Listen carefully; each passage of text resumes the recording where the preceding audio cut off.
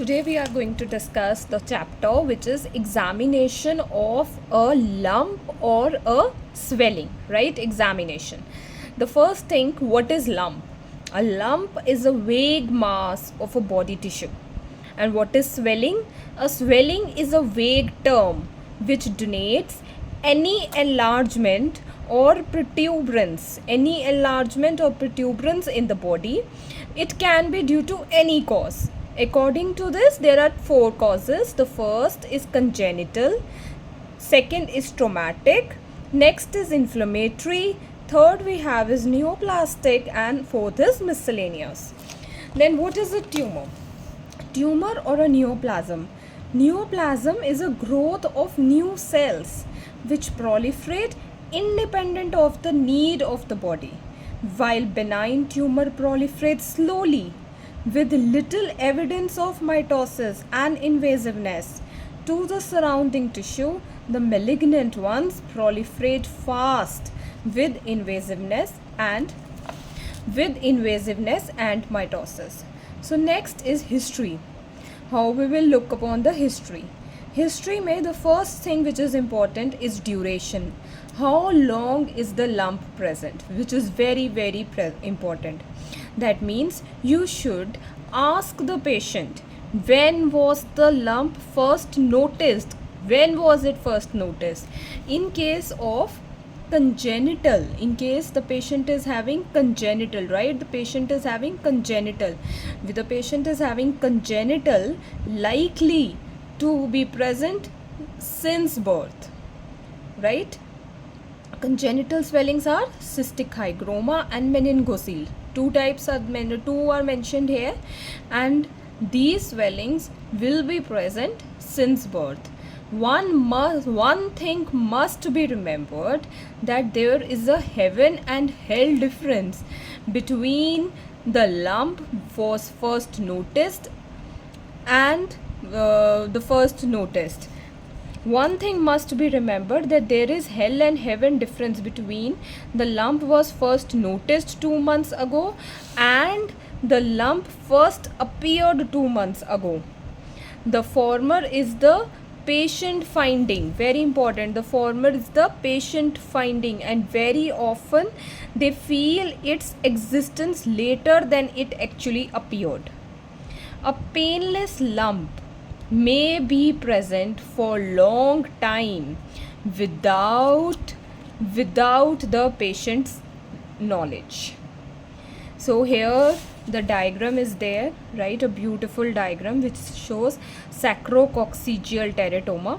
Usually patient since birth is going to have this sacrococcygeal teratoma, and patient is having rudimentary hand is seen in the tumor which develops from the totipotent cells. So this is a hand which has developed because of the totipotent cells.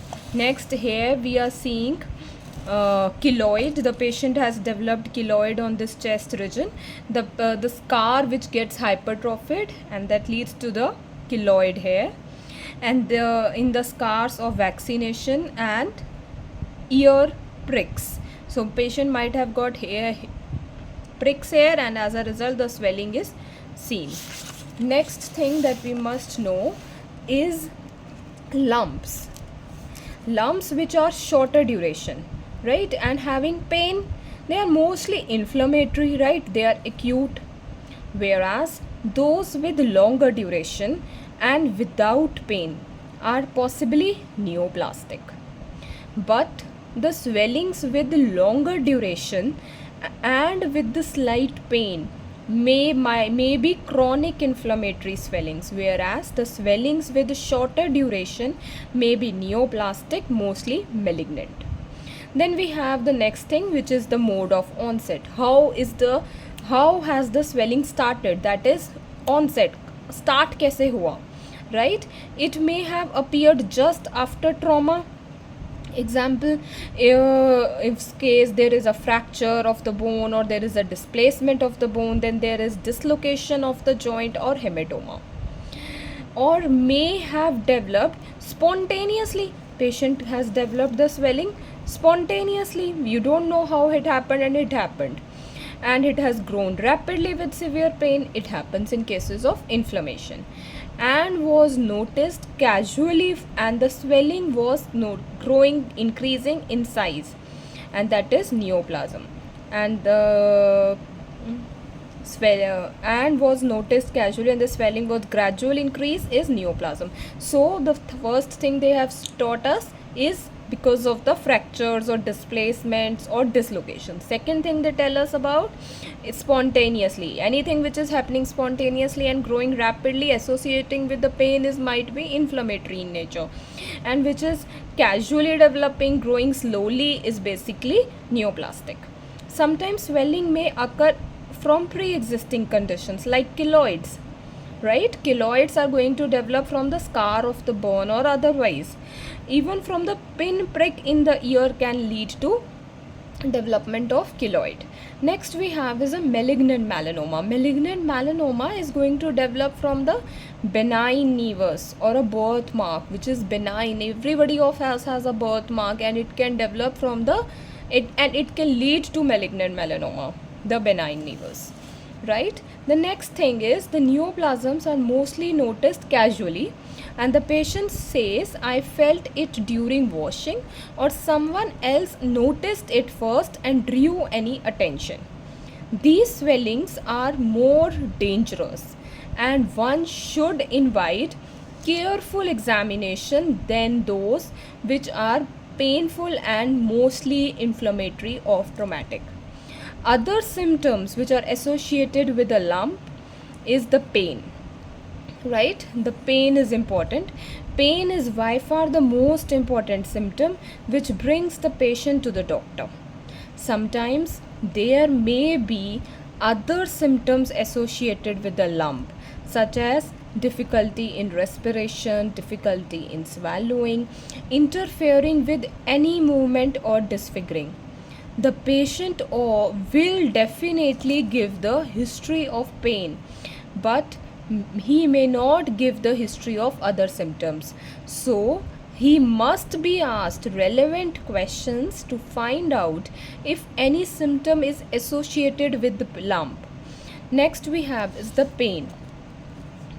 Pain is an important and a frequent complaint of traumatic and inflammatory, whereas the pain is conspicuously absent in neoplastic, particularly in the early stage.